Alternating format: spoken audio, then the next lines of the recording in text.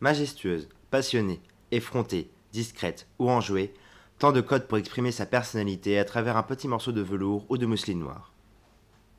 L'évolution des mouches, de leur utilisation et signification, est-elle un phénomène de mode vestimentaire?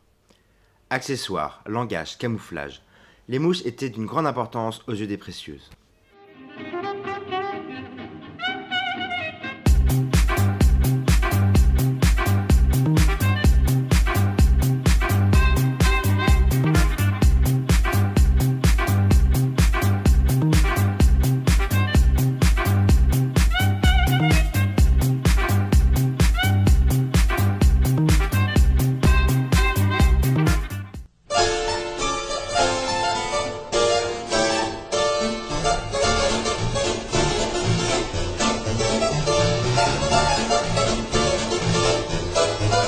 Je ne peux pas confirmer les périodes exactes d'utilisation. Certains disent du Moyen Âge à la Renaissance et d'autres de Louis XIII à la Révolution.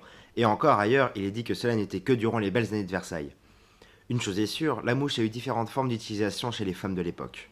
Les mouches étaient d'abord utilisées pour cacher les traces de la petite vérole, plus communément appelée variole aujourd'hui. Cette maladie faisait alors rage et les cicatrices n'étaient pas les bienvenues sur les visages de ces dames.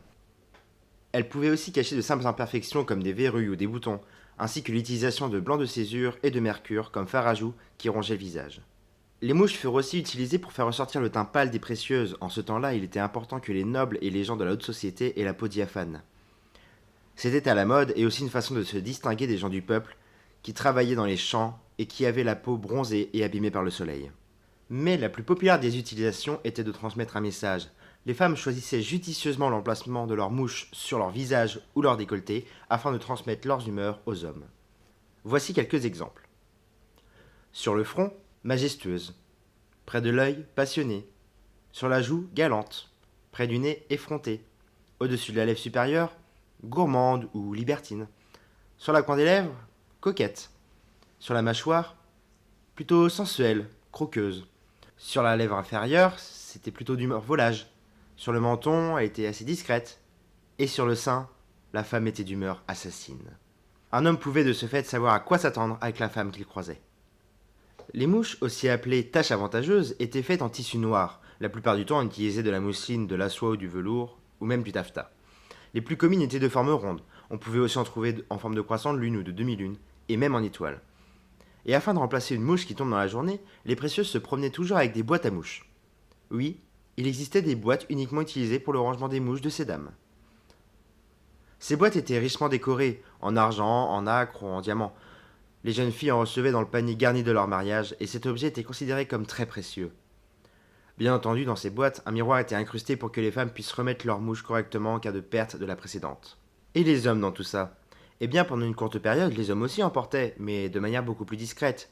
Et eux, c'était pour camoufler les fameuses traces de la petite vérole. Louis XIV en est lui-même l'exemple. De nos jours, il est évident que plus personne n'utilise cet artifice. Certaines, telles Dita Von Teese, choisissent de se faire tatouer un grain de beauté à l'emplacement qui leur convient le mieux. Celui de notre pin-up international est passionné.